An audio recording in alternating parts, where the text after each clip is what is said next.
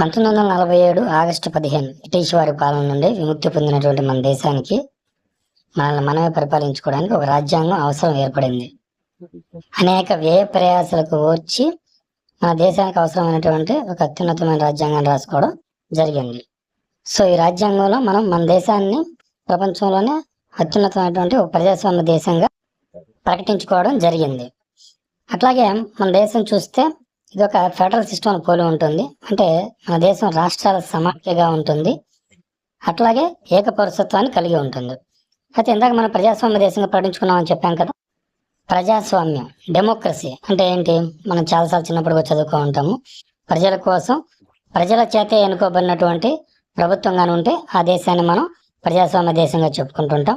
So పరిపాలించే వాళ్ళని ప్రజలే ఎన్నుకోవాలి కాబట్టి ఎలక్షన్స్ ద్వారా మనం ప్రజాప్రతినిధులను ఓటింగ్ ద్వారా ఎన్నుకోవాలి. దీనికోసం రాజ్యాంగంలో ఎలక్షన్ కమిషన్ ఏర్పాటు చేయడం జరిగింది. ఈ ఎలక్షన్ కమిషన్ అనేది మనకి దేశంలో ఎలక్షన్ కండక్ట్ చేస్తుంది. ఈ ఎలక్షన్స్ గురించి ఆర్టికల్స్ 324 నుంచి 329 దాకా మనకి రాజ్యాంగంలో పొందుపరచడం జరిగింది. ఇప్పుడు ఇంపార్టెంట్ మ్యాటర్ మాట్లాడుకుందాము. ఈ మధ్య కాలంలో మన దేశంలో కొన్ని స్టేట్స్లో జనరల్ ఎలక్షన్స్ జరిగాయి. అంటే స్టేట్ జనరల్ ఎలక్షన్స్ జరిగాయి. అందులో ఓటర్లు ఒక్క ఓటు మాత్రమే వేశారు. అంటే ఎమ్మెల్యే క్యాండిడేట్స్ ఎన్నుకోవడం మాత్రమే జరిగింది.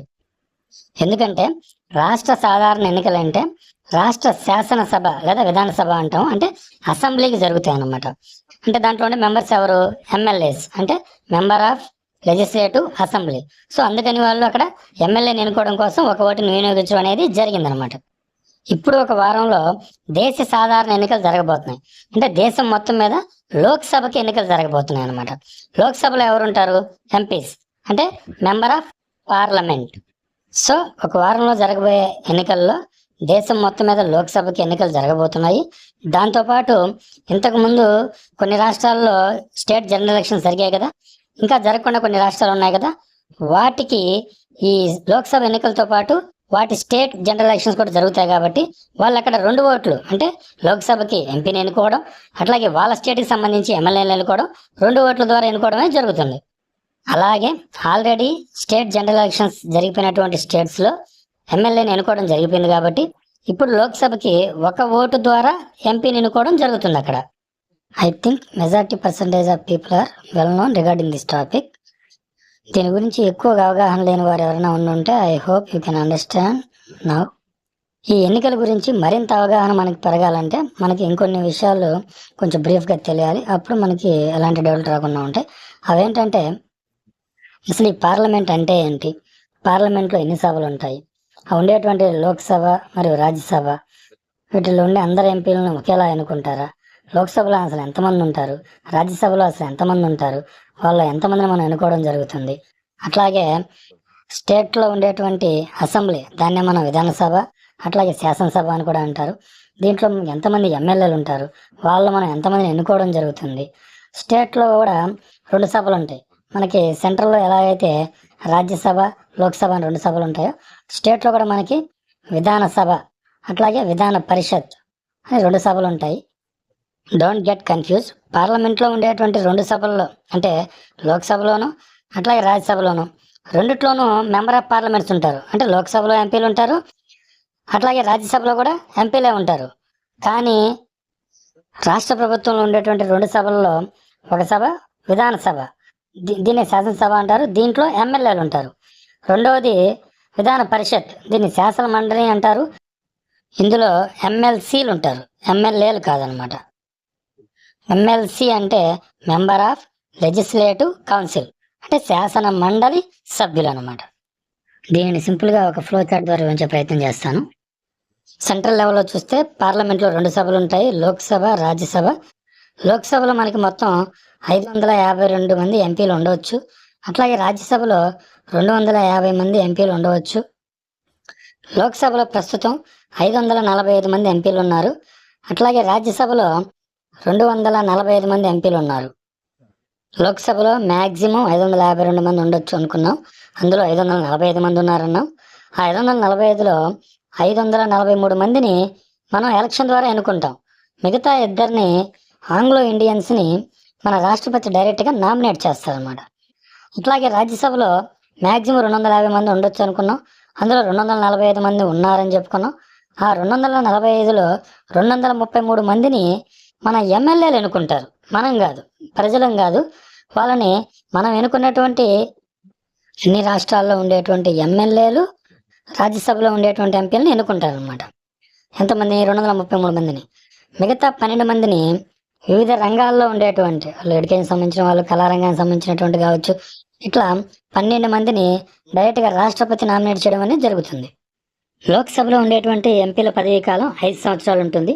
అట్లాగే రాజ్యసభలో ఉండేటువంటి పదవీ కాలం 6 సంవత్సరాలు ఉంటుంది. అంటే ఈ రాజ్యసభలో ప్రతి 2 సంవత్సరాలకు ఒకసారి ఈ 6 years కంప్లీట్ అయిన వాళ్ళని మళ్ళీ ఎలక్షన్స్ పెడుతూ ఉంటారనమాట. అంటే లోక్సభలో ఉండేటువంటి ఎంపీలు 5 years కంప్లీట్ అయిపోతే మొత్తం లోక్సభ అంతా డిజాల్వ్ అయిపోతుంది. మళ్ళీ సపరేట్గా మనం ఎలక్షన్స్ పెట్టాలి. కానీ రాజ్యసభలో మొత్తం సభ ఎప్పుడు డిజాల్వ్ కాదనమాట. జస్ట్ 2 yearsకి ఒకసారి 3వ వంతు సభ్యుల్ని మనం అక్కడ ఎలక్షన్ చేయడం జరుగుతుంది. లోక్సభకి సభాధ్యక్షుడిగా స్పీకర్ ఉంటారు. అట్లాగే రాజ్యసభకి సభాధ్యక్షుడిగా చైర్మన్ ఉంటారు. ఈ చైర్మన్ ఎవరో కాదు, మన ఉపరాష్ట్రపతి రాజ్యసభలో చైర్మన్గా ఉంటారనమాట. స్పీకర్ గారు, చైర్మన్ గారు సభని సక్రమంగా నిర్వహించేలా చేస్తారు. ఈ సభల్లో అనేక చర్చల ద్వారా ప్రజలకు అవసరమైనటువంటి ఉపయోగపడేటువంటి చట్టాలను చేయడం జరుగుతుంది.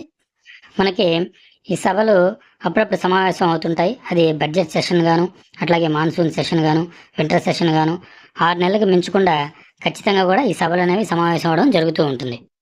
ఈ సమావేశాల్లో చర్చించి మొట్టమొదటిగా బిల్ని లోక్సభలో ప్రవేశపెట్టడం జరుగుతుంది.